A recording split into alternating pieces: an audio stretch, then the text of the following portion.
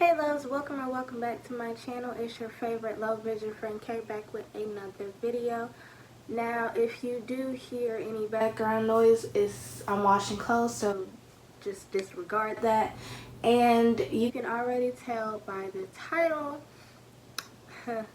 no, it is not clickbait. This actually happened to me, so don't come in them comments being petty because you might get cussed out. Just saying.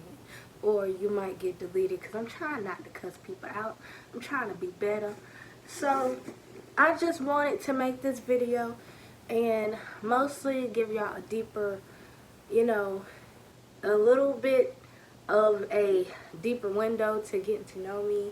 And the other thing was it's going to help with my healing process because at this point I'm tired of listening to it, hearing about it, other people talking about it. I'm just tired of it, tired of reliving it. So I'm just going to make this video to mostly get it all out there in the open and just be done.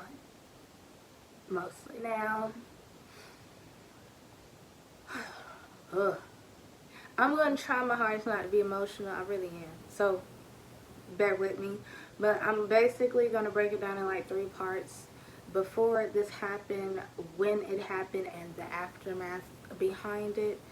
And so we're just gonna say I think it was in 2017 basically, either 2 or 3 weeks before my birthday and whatnot. We're gonna just name him X or whatever, because I'm going to be talking about 2 people in this video, so we're just going to name them X. So the first person is, obviously, he was my ex. We dated and stuff like that, but it did not last that long. Now, being that we dated, we did mess around a couple times, and he recorded me without me knowing. Now, a lot of people do take advantage, being that I have low vision, so they take advantage of certain things like that when it comes to if I have my glasses off, or even with my glasses on, they try to, take advantage of me having low vision, basically. So I didn't know I was being recorded on certain altercations and stuff like that, and he kept those, documents and stuff. So after we broke up, he basically tried to use that to blackmail me. So I stayed in contact with him so he wouldn't blackmail me to a certain extent. I'm not sure why he would do that, to be honest with you, but it is what it is. Now, before that this situation happened, my birthday is like around tax season, basically. It's in February 7th. So around tax season, he wanted me to basically let him file me on his taxes, and he wanted my full name, my social security number, and my date of birth. Now, a lot of people obviously kind of know my date of birth. I do say that a lot of people do not know my real name. Like, yeah, it's Kayla, but I changed my last name. Now, legally, no one really knows my last name unless we went to school together, and you remember my immediate family, obviously, and, a few friends. But nobody really knows my legal last name. And I made sure of that because I didn't want people to try, basically, I don't know, it's something made me not want to show my real last name. So he did not really know that, and then obviously I'm not going to tell you my social security number. I saw identity theft, or theft, you know the movie. So when he got mad because I turned down and said no, and he just made this whole big deal of I don't trust him, yada yada yada. After that, yeah, he wanted to meet up or whatever. So my birthday done hit. I was getting like my first phone in my name or whatever, blasey blasey, and it was on the 10th when he, you know, came over, da-da-da-da-da. Not going into too much details because I'm not doing it. But I would say we talked for a little bit, and then that's when things took turns for, you know, the worst, basically. I had a bruise right here, like this big bruise on my chest. I didn't notice that. My mother pointed it out, and that was embarrassing. So I kind of like tried to brush it off, make an excuse of, you know, the, like, how I got that and stuff. I would say the shirt that I had was like an oversized shirt and some shorts, and how he was pulling down like I think the front or the back of the shirt, and then I was like choking from it, basically. So he was choking me too, as you know, that happened. And to be honest, after, you know, he did what I did, because I did fight off, that didn't work. He literally, basically, after he got done, he walked out and left and just ain't said nothing, just walked out and called it a day. And later that day, I was getting like my phone because it had to get ordered in because I wanted a specific color. So it had to get ordered in. So basically, I brushed off everything what happened and basically made it seem like it was a nightmare that I dreamed. Did that make any sense? Like, I basically pretended like it never happened. So, did not tell my mother. I think either the day after or like a couple days later, I told two of my friends, and then later down the line, I told the boyfriend I was dealing with at the time, M. I told him about it, and it was honestly too much. And then, like a week went by or whatever, the guy hit me up, and he basically was happy about, you know, what he did. His goal was to try to get me pregnant. So when I do have the child, he will be able to file me and the child on his taxes. Yeah, you heard me right. I'm so serious. So another week went by, and it was like, I think 2 or 3 weeks I was supposed to have my period, and that came late. So that freaked me out and stuff. So I'm like, I know I'm not pregnant. I cannot be pregnant. Like, I was freaking out. I surely was. And, you know, I told M and my friends about it, just freaking out and stuff. And it honestly, it was just too much. So they kind of convinced me that I should tell my parents. So I wrote this long, you know, letter, email type of situation, and told them like what happened and before, how it happened, all this other stuff. And my mother was at work. She came home like livid, and I was a little scared. I ain't gonna lie, I was scared. Okay, so she rushed. Like, we went to the hospital.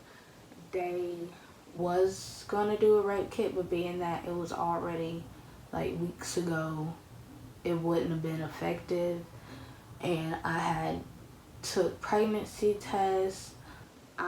They gave me like the basically the pill, all the pills you're supposed to take to prevent any like sexual diseases and like diseases and infections and stuff like that. So I took a lot, like I think about 10 pills. But being that they were big, they had to cut them in half for me. So I had to take 20 pills. That was a lot.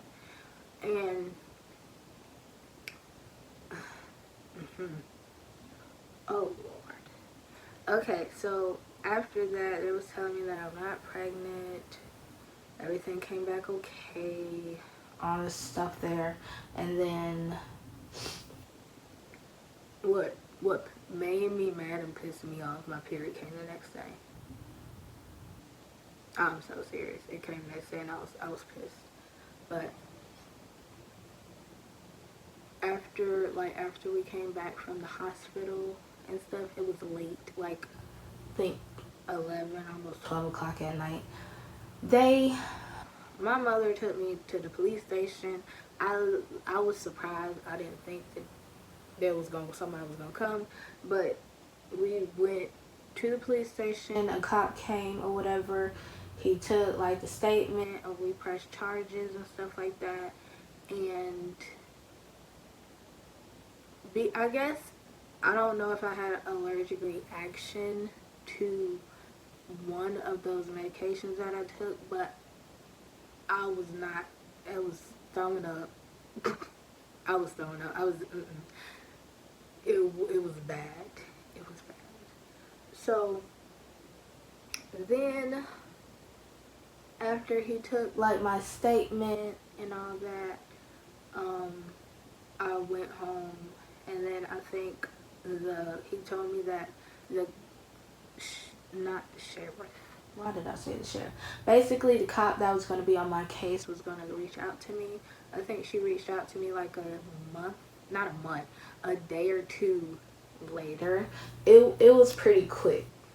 So then after that, after she reached out, she did like the interview type of situation when you go in like the little box white room and sat down and you get recorded and stuff like that.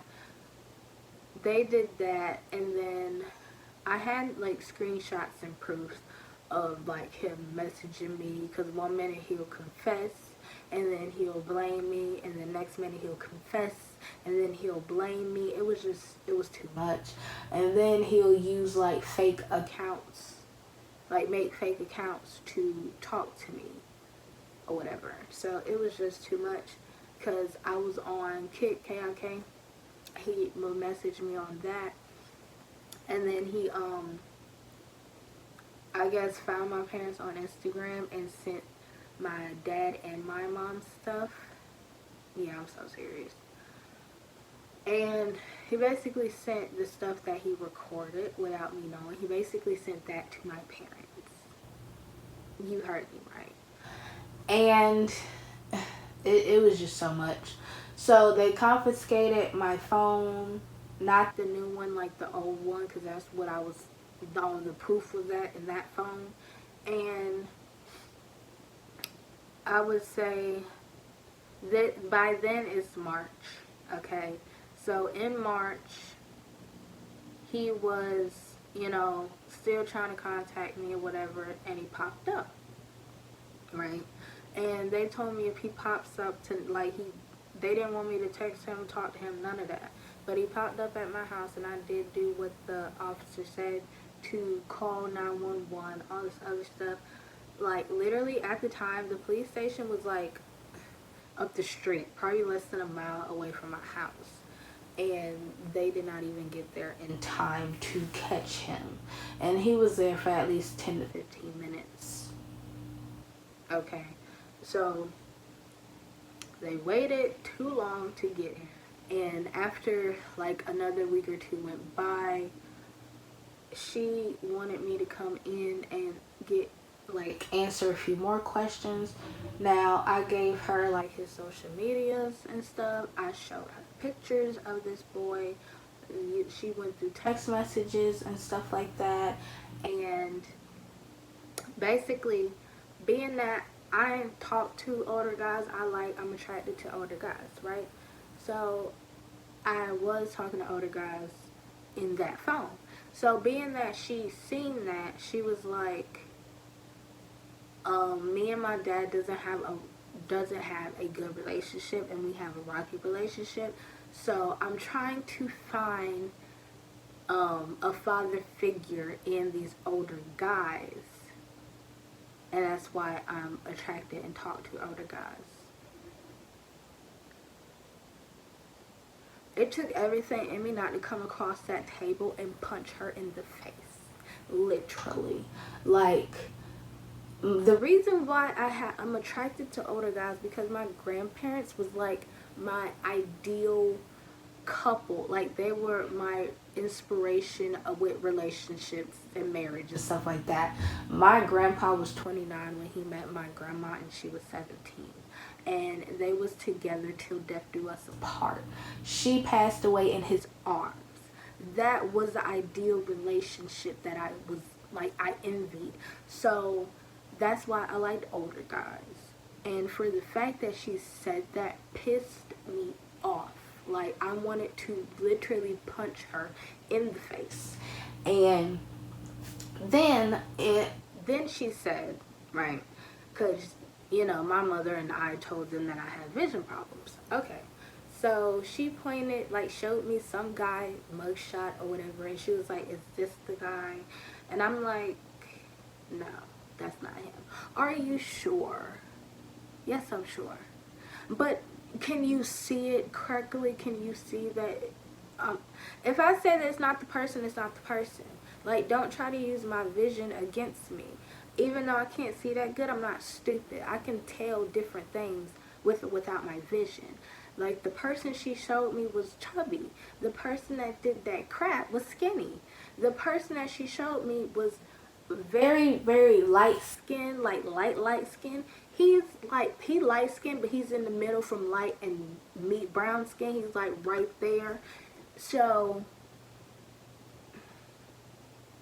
okay, like, even their hair wasn't the same. Okay, like, no, they did not look alike whatsoever. The person she showed me, his face looked like a chipmunk. I'm sorry. They did not look alike whatsoever. Okay? And I don't think they had the same name, to be honest. So, then after that, after she tried me with that, then she tried me again, and was like, because I had pictures of me and the guy was with M. So, me and M had pictures in my phone, right? So she was like, are you sure? Is this not him? And she showed me a picture of me and M, and I'm like, no, that's my boyfriend. She was like, okay, I understand that, but you did say that you dated. I'm like, I dated X, and I'm currently dating M. Okay? I'm like, that for one, they live in like, we all lived in Georgia, but one lived in another city, like down south Georgia, and the other one lived up north Georgia. Okay? And then M was dark to brown skin, like in between. And then I just told you X was like light skin but still brown skin, like in between. And then X is taller than M. Okay. At the time, M didn't have tattoos, X did. Like, it was so many differences between these two men. So that really, really angered me, and after that, I just did not want to deal with them, like, handling my case, to be honest, because she made me feel so uncomfortable. Before I moved out my mom's house, I basically, because it was, at this point, it's been over a year, because this was in 2018 after I did this. Well, it was in 2017 when I pressed charges, but in 2018, this is when I dropped the charges. I did, because I was done with the whole situation. It seemed like she didn't really push the effort and made it seem like she wanted to catch him and stuff like that, so I was just done with it.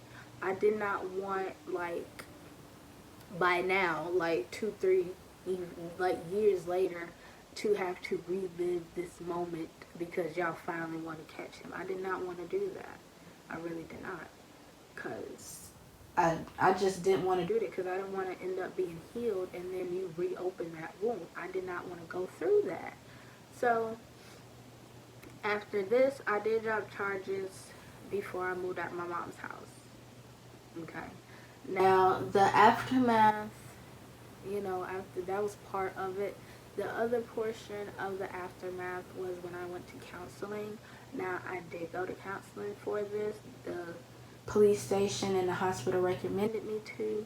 So I did, and I cussed that lady out. Surely did.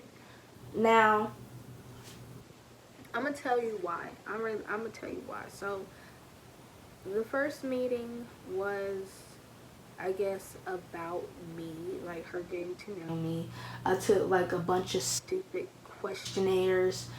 I think it was like, one was about insecurities, one was about anger, anxiety, depression, stuff like that. She was like, you have anxiety. I said, yes, I know that. You have depression. I said, yes, I know that. You have anger issues. You have some insecurities. I said, look, everybody in this world has all what you just said. Okay? It's how you deal with it. That's the problem. It's how you deal with your issues. So don't make it seem like I'm at normal and nobody else has the same problems I do, because that is a lie. So after that, we kind of got off the wrong foot. Then she wanted to talk to my mom because I told her something. And what pissed me off, I was not a minor. I was 19, right? And she basically told my mother what we spoke about in confidence. I never gave her permission to talk to my mother about anything, and that would piss me off. And I said, I can take your license, I can press charges against you, do a lawsuit against you, but I really did not want to go through that. I really did not. So she told my mom stuff that she shouldn't have, and I didn't appreciate that. And then the next time I saw her, I think me and my dad got into it, so I was already annoyed. And she made me retake these stupid questionnaires. And at this point, when I'm annoyed, I don't care. What I say, what I do, I just don't care. So all the questions she was, I'm like, yeah, 5, 2, 3, 5, 5, 1. Like, I didn't really listen. I didn't care. So she was like, well, all your problems that I mentioned last week went up. And I'm like, I kind of snapped a little bit. And I said, look, I just got out of an argument with my father. I'm annoyed. I don't care about your little stupid questions. Like, you're not helping me. You're just wasting my time. And then, she told me to write my dad a letter to talk about how he makes me feel and, stuff like that and stuff. And then the last time I seen her was the last time I was going to see her, period. Because, she really did not help me with the whole rape shit. She did not at all. She did not help me with my whole situation. So after our last meeting, she was telling me about my vision problems and my arthritis, and she was like, well, you need to stop taking the medication that you're taking, and you need to start taking antidepressants, and like anxiety pills, or antidepressants and anxiety pills, basically. She wanted me to start taking, and I said, no, I'm not taking that. You got me all the way twisted. I'm not taking none of that. No. Everybody goes with anxiety. Everybody goes with depression.